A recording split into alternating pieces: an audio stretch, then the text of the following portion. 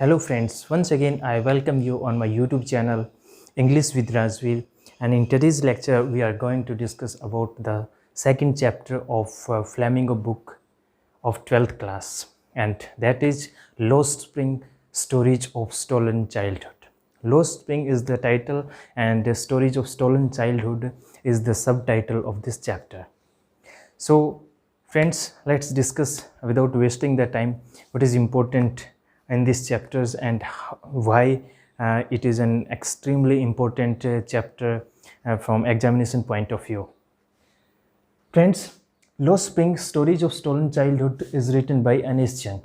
Before discussing about this chapter, we must know about Anish Jung. Anish Jung is an Indian author, and you can say that she inherited writing skills because both of her parents are poets, and she has been a well-known journalist, columnist, and author as well. She was born in an aristocratic family of Hyderabad Nizam, and she completed her educations from Indian universities and foreign universities as well. So friends, this is about Anish Jung, and now we come to the point of this chapter, Lost Spring.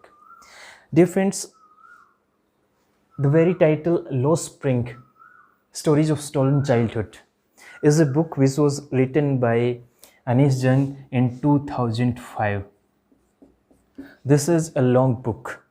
In that book, she has written about hundreds of essays about the deplorable conditions of the children who are living in Indian states, in different states.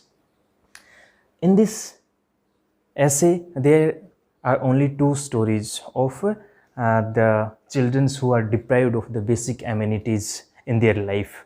So you can say that this chapter is an extract of the long book that was written in 2005 by Anish Jung, and the title was the same, Lost Spring, Stories of Stolen Childhood. There are so many well-known stories in this book, and I liked the most the story of Idris, who is a boy and who is kidnapped, and after that he is forced to work in a carpet industries. With the help of these stories, Anish Jung would like to show that in our Indian society there are so many children who are deprived of the basic amenities, who cannot take their life peacefully. Like the same way, she got popularity when she got her book published in 1987, Unwilling Women. Unwilling Women is a book that highlights the plight of the Muslim women who are put under the parda, and she raises the issues of women exploitations in that book, and after that she never looked behind, and she got popularity. After popularity, she has been an editor of Times of India group, and she worked for Youth Times. Now let's discuss about the title stories, because when we discuss about any chapter, we must know about whether the title is appropriate or not, what is the theme of this chapter, and we must know about the characters of this essay. So friends, the very first title, you see that Lost Spring. Spring is a time of enjoyment and merrymaking. Enjoyment and merrymaking. And merrymaking, or you can say fun. But that time of spring, which is you can compare with the enjoyment, merrymaking, or fun. This stage of children has been lost. Means these children whose stories are described in this essay are deprived of the basic facilities that a child generally gets. Now, Stories of Stolen Childhood, that is the subtitle of this chapter. Stories of Stolen Childhood. Childhood, we have discussed, childhood is a time when children enjoy a lot. They go to school, they gain education, and at the same time they don't think about anything else except enjoying studying or like this. But in these chapters, the children who are described here, they, other than study, they are doing everything. So we can say that their childhood is stolen. They are not living their childhood, they are deprived of their childhood, because the businessmen, politicians, and there are so many people who consider them the responsible citizen of the society, but because of their double standard, these children are put in such a situations where they cannot get education, they cannot gain educations like this. So you can say that their childhood is stolen, or childhood is just like a spring. Their enjoyment, merrymaking, or fun has been stolen, and that the person who has stolen this, their childhood, is none other than the member of our society. We people are responsible for all these activities. So Anish Jung would like to pressurize with the help of this essay that the children who are living their life in such a deplorable conditions, they are living their life in an abject poverty, they should be given the equal status like other children who are enjoying their childhood. Now, dear friends, there are two parts in this essay, and the first part is sometimes I find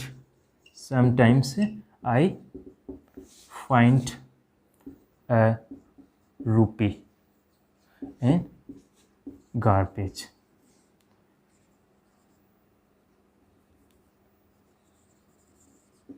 And the second part is I want to drive a car.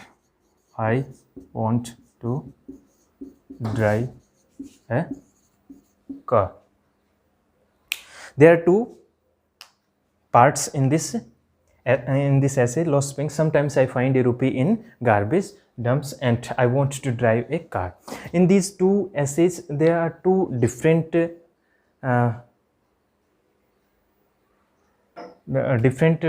children who, you can say that they with the help of these two children, the author would like or highlight the deplorable condition of their children and how they are living their life in abject poverty.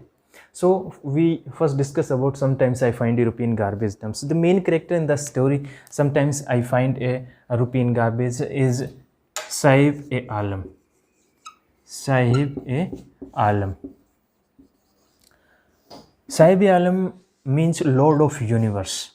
The name represents Lord of Universe. Lord of Universe. But reality is this Sahib-e-Alam doesn't have even shoes to wear. He remains barefooted. So Sahib-e-Alam, a question was asked, what is the irony behind the name of Sahib-e-Alam in CBSE exams? So you can say that the name is the meaning of the name Sahib-e-Alam is Lord of Universe, but the reality is this, that he doesn't have even chappals or slippers to wear, and that's why there is irony in this chapter. Sahib-e-Alam was the resident of Bangladesh, Dhaka. He was living in Bangladesh, Dhaka. But they have left this place, Bangladesh, Dhaka, because their fields were swept away by the floods, and that's why they didn't get any kind of productions, and they thought that it is better to get something than nothing, and that's why they left their field or there at Dhaka, Bangladesh, and now they are settled at the periphery of Delhi, and the name of the place is Simhapuri. They are living right now at Simhapuri. Simhapuri is situated at the periphery of Delhi. So friends, here they have settled. Means you can say they are the settlers here at Simhapuri, and they have migrated from Bangladesh, Dhaka. Now after the migrations from Bangladesh, Now they have settled at the periphery of Delhi. And what is the work that they are doing over here in at Simapuri? There is nothing to work for them, but somehow they will have to survive, and that's why they start rag picking.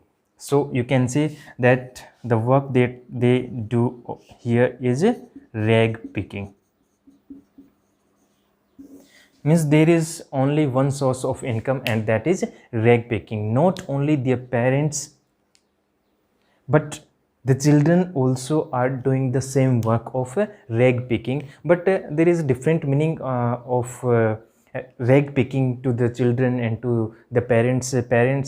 For parents it is a means of survival, but for children it is a fun, or it is a wonder, you can say, because sometimes they find a rupee, or sometimes they find 10 rupees note, and like this, and it is a full of wonder. So at Simapuri, Anis Jung gets an opportunity to meet Sahib Alam, and at the same time she also get an opportunity to meet his friends who are doing the work of rag picking at Simapuri, and they are helping their parents at Simapuri. But Anis Jung doesn't want that these children should do this rag picking, but they are you can say that somehow they will have to help their parents, and that's why they are forced to work the rag picking, or it is in their habit to do the rag picking, because there is no other options, and that's why they are indulged in this work of rag picking, because they don't have any other options. But when Anis Jung meets the Sahib Alam like children, she wants that why she asks these children that why you don't go to school.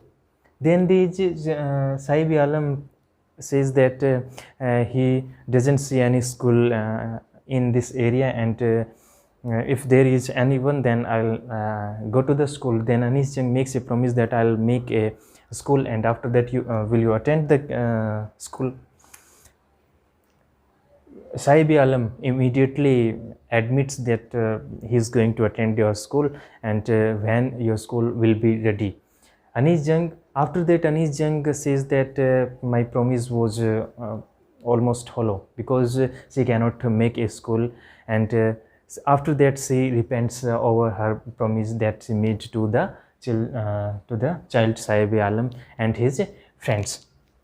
So Anis Jung is disturbed to see this poverty, abject poverty of their parents, to see the children in such a profession, in such a work. You can say this is a profession, but for them it is a profession, because in this chapter it has been said that it has become rag picking has become a fine art to these children, to these settlers who are settled over here at the place Simapuri. Anis Jung once again visits in the hope that now the situations might have been changed after spending some years. But when she again comes at Simapuri, she sees that Sahib Alam has switched his job, and now he is not doing the rag, now he is not picking the rags, but now in spite of picking the rags, now he has started working at a tea stall.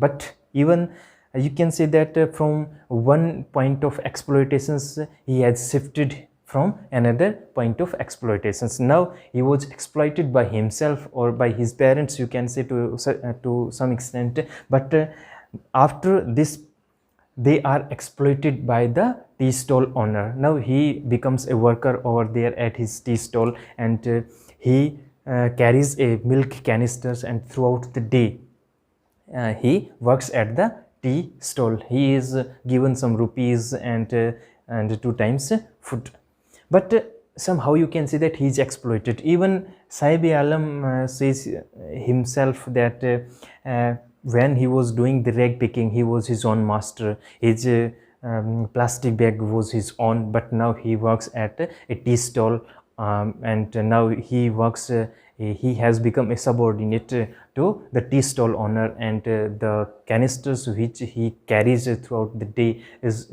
not his own, and that also belongs to the tea stall owner. So that is the first part. And in this first part, Sahib Alam and his friends, his family, they are suffering from an abject poverty. They are living in a deplorable conditions at Simapuri. Just one thing that they have is ration card. With the help of this ration card, they are able to get the rations, and they survive somehow. And it is also a type of cunningness, and it was done by the politicians. With the help of this ration card, they get their vote made, and after that they somehow these politicians take the advantage of their votes in elections, and that was the reasons of their ration card. So in first part, Sahib Alam, Anijang wants to show this, that there are so many children in India who are suffering like Sahib Alam. Sahib Alam should be in school, but in spite of being in a school, he is at this work of rag picking.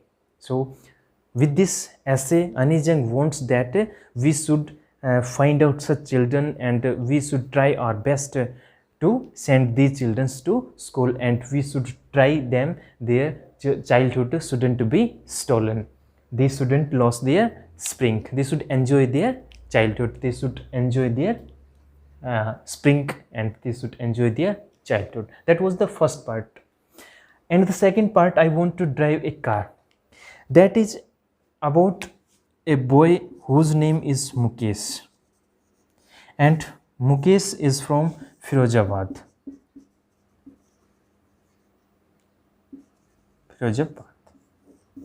Firozabad, UP. I want to drive a car. Mukesh, with the help of Mukesh and his family, the people of Firozabad, Anijang would like to show the thoughtless traditions because of which they are exploited. Because in Firozabad, people think that it is in their traditions to work in Bengal industry, because for the last many generations they have been doing the same work at in Firozabad. And the irony is this, that they are working over here, their parents, their forefathers, they all are working at Bengal making industry, but even then they are poor. They don't want to switch their business, they don't want to change their work, they don't want to work anything other than Bengal making. So you can say it is in their traditions. It is completely thought by, or it is a mindset of the people of Firozabad that they don't have anything other than Bengal making, and that's why they are working in Bengal industries. But the reality is that they are living in utter poverty. Even they don't have the houses to live in. This is the condition of Mukesh. Is a young boy, but he doesn't want to live in these such conditions. He wants to be a motor mechanic. He wants to drive a car, and he would like to enjoy his life. He doesn't want to be exploited by the politicians. He doesn't want to be exploited by the politicians, by the people who are exploiting these people of Firozabad. So friends, in this chapter it has been shown that there are so many people like Mukesh. Mukesh is also a child, and he is exploited by the politicians, by the policemen, by the businessmen, by the middlemen, bureaucrats. All are in this work to exploit them, because somehow they get benefit. They work and they reap the advantage of their work, and that's why they live in utter poverty. They are also living in complete and utter poverty, and because of this their childhood is stolen. There is not only Mukesh. Mukesh represents the whole class of Bengal making. With the help of this boy Mukesh, Anijang would like to highlight that there are not only one Mukesh in this world, but there are so many Mukesh who are being exploited by the politicians, who are being exploited by the middlemen, who are being exploited by the policemen in this country, and that's why they are living in utter poverty. But when Ani Jung meets this boy Mukesh, he has a sparkle in his eyes and he wants to be a motor mechanic. He doesn't want to die down in their hungry hutments. He wants to set up his own work. He wants to open a garage. He wants to drive a car. Means you can see that unlike Saif Alam, he wants to do something. So that is the second part, and in the second part there is a story of Mukesh, who is living in Firozabad, and Anis Jung also gets an opportunity to meet a young girl, Savita, and there is also a story of Savita who makes bangles throughout that day, but she doesn't know the auspiciousness of bangles. She doesn't know what is the why do women wear bangles and like this. See, when Anis Jung visits Mukesh's house, she finds that the house is in a very deplorable conditions. Its doors are wobble, and they didn't have even they don't have even the food to eat. So this was the conditions. And all this is happening because of the thoughtless traditions. There is a tradition, and tradition says that we are damned to work in this Bengal industry of Firozabad, but they cannot leave this business. Although they are getting benefit, they are somehow being benefited of this business or not, but they don't want to leave. Even when they work in such hazardous conditions, they lose their eyesight even before they become adult. High temperature, low light, and scarcity of the air, all these things exploit these children, and their childhood is almost completely ended by the businessmen, by the politicians in these glass furnaces. Dear friends, I hope you will understand these chapters. Now go through this chapter line by line, and after that, if you don't have any kind of a problem, then drop me a comment, and thanks for joining me.